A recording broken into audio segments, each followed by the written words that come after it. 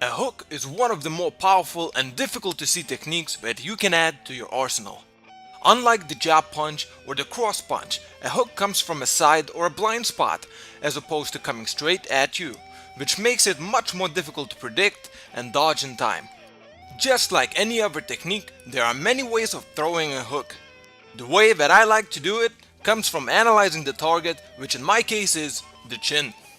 It is one of the weakest spots on the human head and it leads to the quickest knockout. A lot of times you will see and you will be taught to throw a hook whereas your striking hand is parallel to the floor, which means it would be pretty much on a horizontal line. If you are aiming at a chin, to me this does not make sense. If you look at the human chin line, you will notice that it is most certainly not a vertical line. It is somewhere between 35 and 45 degrees angle. This to me means that if you want to create the biggest impact without breaking your knuckles, the best way of doing it is to create the largest impact surface. So how to do it, you ask? Well, you would inevitably have to angle up while throwing the hook, so that the knuckles of your fist and your opponent's chin are at the same angle. There are two major ways to throw a hook. One way is to use your lead hand, and the other way is to use your rear hand. Due to the different reach, it is best to use your front hand for an offense and your rear one for a defense. When you throw a hook using your lead hand, there are a lot of moving parts you need to consider.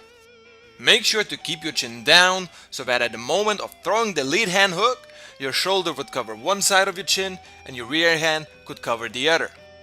Use your back muscles in addition to using your arm and chest, which can be done by adding a significant hip rotation to the technique.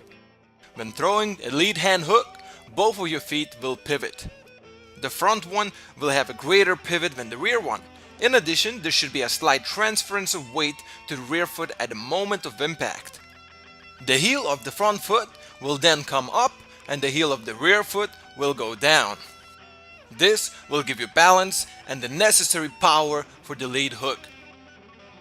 The other way of throwing a hook is using your rear hand. When you throw a rear hand hook, the movements will be very similar to those of a cross punch. And by that I mean your hip rotation and your feet pivoting is gonna be virtually the same as in a cross punch. Make sure that one of your shoulders will be covering one side of the chin, and with your lead hand as you throw this hook, you should cover the other side of your chin for maximum protection. While throwing this hook, put in a good twist of your hip for added power and reach.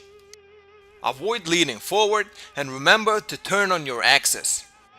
Your stance should be slightly wider than usual, and when you throw the rear hand hook, push off and pivot with your rear foot significantly. Practice throwing hooks both ways until you can do so with strong balance, coordination, and ease. Now that we learned some basic punches, let's go to our next lecture and learn some combinations.